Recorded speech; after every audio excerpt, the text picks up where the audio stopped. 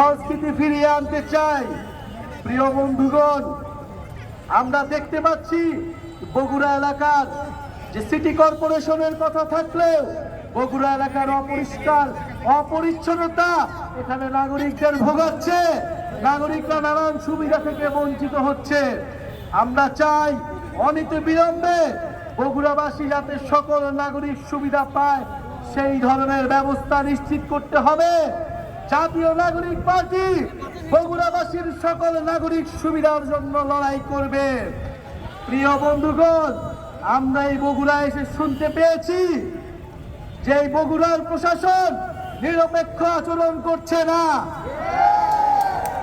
24-এর গণঅভ্যুত্থানের পরে আমাদের দাবি নিরপেক্ষ প্রশাসন, নিরপেক্ষ পুলিশ এবং নিরপেক্ষ আদালত নিশ্চিত করতে হবে।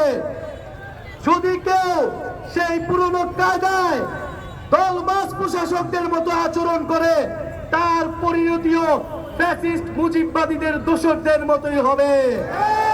দেখেন 18 সালের যারা ডিসি ছিল, যারা ভোট ডাকাতি করেছিল তাদের কি পরিণতি হয়েছে।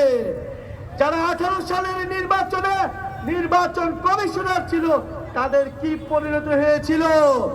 এই দিন নয়, দিন কিন্তু সকলেরই আছে।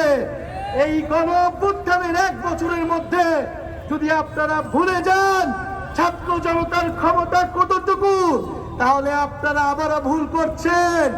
এই বগুড়ায় কোন দলবাজ প্রশাসকের, কোন দলবাজ পুলিশ অফিসারের স্থান হবে না। বগুড়ার প্রশাসককে, বগুড়ার পুলিশ, বগুড়ার আইন আদালতকে নিরপেক্ষ আচরণ করতে হবে, গণমানুষের পক্ষে থাকতে হবে, কোন দলের পক্ষে থাকা যাবে না। প্রিয় বন্ধুগণ, গণঅভ্যুত্থানের পরে আমরা বলেছি নতুন বাংলাদেশ লাগবে, নতুন সিস্টেম লাগবে, নতুন আইন কানুন লাগবে। আপনাদের পুরনো খেলায় আমরা অংশগ্রহণ করব না। আপনাদের চাঁদাবাজির রাজনীতিতে, আপনাদের সন্ত্রাসের রাজনীতিতে আমরা অংশগ্রহণ করব না। আমরা পুরনো খেলায় কোনো নতুন প্লেয়ার হইতে